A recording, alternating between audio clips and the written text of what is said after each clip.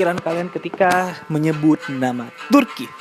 Yap, Turki tentu memiliki sejarah panjang di dalam peradabannya, yaitu tentang Kesultanan Ottoman atau Utsmaniyah yang pernah berkuasa membentang dari Eropa Tenggara hingga ke Afrika Utara.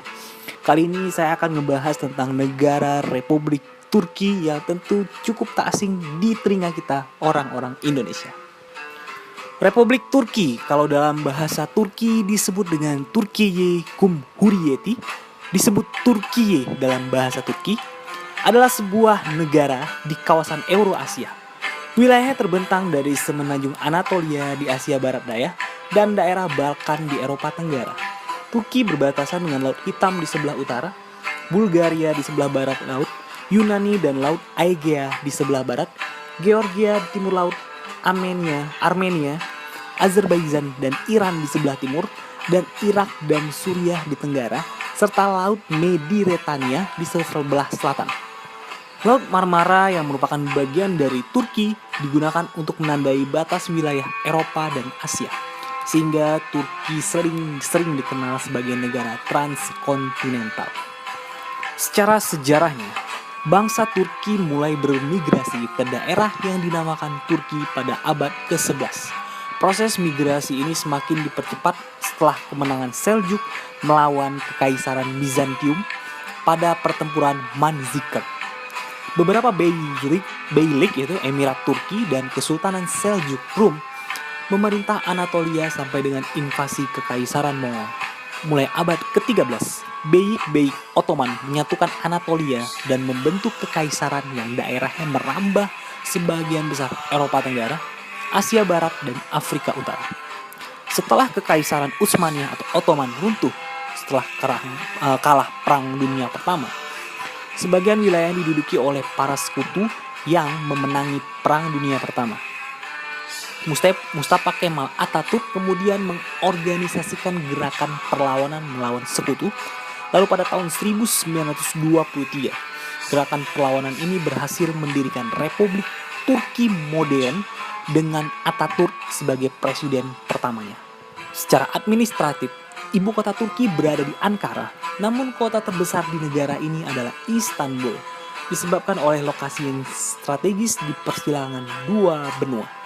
Budaya Turki merupakan campuran budaya timur dan barat yang unik, yang sering diperkenalkan sebagai jembatan antara dua peradaban, yaitu budaya timur dan barat. Dengan adanya kawasan yang kuat di Adriatik ke Tiongkok dalam jalur darat di antara Rusia dan India, Turki telah memperoleh kepentingan strategis yang bertambah besar. Sejarah Turki itu berawal dari semenanjung Anatolia, adalah salah satu wilayah berpenduduk tertua di dunia. Berbagai populasi Anatolia kuno menetap di Anatolia, dimulai pada periode Neolitikum hingga ditaklukkan Alexander Agung. Bahasa yang digunakan adalah bahasa Anatolia, cabang bahasa dari rumpun bahasa Indo dan Eropa, campuran Indo dan Eropa. Bahkan para peneliti telah mengusulkan Anatolia sebagai pusat hipotetis di mana bahasa Indo-Eropa menyebar. Bagian wilayah Turki di Eropa disebut sebagai Trakia Timur. Wilayah ini tidak berpenduduk sejak 4.000 tahun lalu dan memasuki masa Neolitikum sekitar tahun 6.000 sebelum Masehi dengan penduduknya mulai bercocok tanam. Dinasti Seljuk dan Kesultanan Utsmaniyah. Dinasti Seljuk adalah cabang dari Kinik Oghuz Turki yang tinggal di Kagan, Yabku, wilayah persekutuan Oghuz sebelah utara Laut Kaspia dan Laut Aral pada abad ke-9. Pada abad ke-10, bangsa Seljuk mulai bermigrasi dari tanah air leluhur mereka ke Persia yang menjadi awal dari Kesultanan Seljuk Raya. Pada paruh abad ke-11, Seljuk mulai menembus wilayah timur Anatolia. Pada tahun 1071, Seljuk Turk mengalahkan Bizantium dalam pertempuran Manzikert. Sekaligus dimulainya Turkifikasi di wilayah tersebut. Bahasa Turki dan Islam diperkenalkan ke Anatolia secara bertahap, menyebar dan transisi yang lambat dari Anatolia yang didominasi Kristen dan berbahasa Yunani menjadi didominasi Muslim dan berbahasa Turki yang terus berlangsung. Lalu pada tahun 1243, sementara Seljuk dikalahkan oleh bangsa Mongol menyebabkan kekuatan dinasti Seljuk perlahan-lahan hancur. Salah satu beylik yang diperintah oleh Osman I kelak selama 200 tahun ke depan akan mengembangkannya menjadi Kesultanan Utsmaniyah serta memperluas wilayah ke seluruh Anatolia, Balkan, Levant, dan Afrika Utara.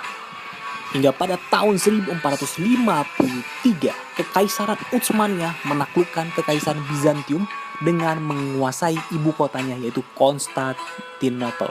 Dan pada tahun 1514, Sultan Selim I yaitu pada tahun 1512 sampai 1520 berhasil memperluas wilayah perbatasan selatan dan timur dengan mengalahkan Syah Ismail dari dinasti Safawiyah dalam pertempuran Kaldiran. Pada tahun 1517, Selim I memperluas pemerintahan Ottoman ke Aljazair dan Mesir.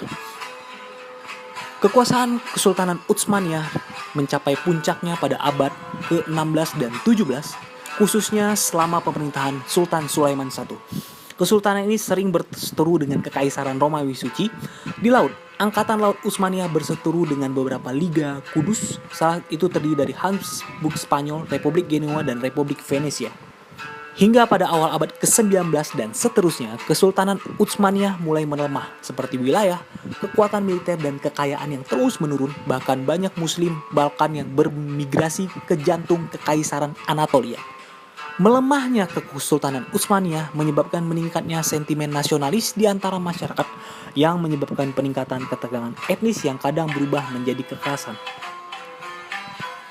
Sejak runtuhnya Kekaisaran Utsmaniyah pada tahun 1923 dengan Mustafa Kemal Atatürk sebagai pemimpin pertamanya, politik Turki hingga saat ini menganut sistem republik modern sekuler. Turki adalah republik presidensial sejak 9 Juli 2018, sejak didirikan sebagai sebuah republik pada tahun 1923. Turki telah mengembangkan tradisi kuat sekularisme. Konstitusi Turki mengatur kerangka hukum negara. Ini menetapkan prinsip-prinsip utama pemerintah dan menetapkan Turki sebagai negara terpusat, yaitu kesatuan. Presiden dari republik adalah kepala negara dan memiliki peran seremonial. Presiden dipilih untuk masa jabatan 5 tahun oleh pemilihan langsung dan Recep Tayyip Erdogan adalah presiden pertama yang terpilih melalui pemungutan suara langsung. Sedangkan kekuasaan eksekutif dijalankan oleh Perdana Menteri dan Dewan Menteri yang membentuk pemerintah, sedangkan kekuasaan legislatif dipegang oleh parlemen unikameral. So intinya Turki saat ini sebuah negara sekuler yang diperintah oleh dua, yaitu presiden sebagai kepala negara seremonial dan Perdana Menteri sebagai pelaksana pemerintahan sehari-hari. Secara geografi, Turki adalah negara transbenua. Wilayah Turki yang termasuk Asia mencakup 97% dari luas keseluruhan negaranya. Wilayah ini terpisah dari Eropa Turki oleh Selat Bosporus, Laut Marmara, dan Selat Dardanella. Wilayah Eropa Turki terdiri hanya 3% negara saja.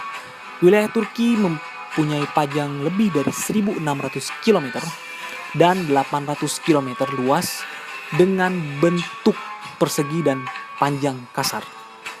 Turki sendiri menempati lahan seluas 783.562 km persegi dan areal seluas 755.688 km persegi berada di barat Asia Barat Daya dan 23.000 km persegi berada di Eropa. Secara luas wilayah, Turki merupakan negara ke-37 terbesar di dunia dalam hal luas wilayah. Negara ini dikelilingi oleh lautan di 3 sisi, Laut Egea di sebelah barat, Laut Hitam di utara, dan Mediterania di selatan. Terdapat juga Laut Marmara di barat laut. Dan secara demografi, Turki merupakan negara yang cukup banyak dari jumlah penduduk.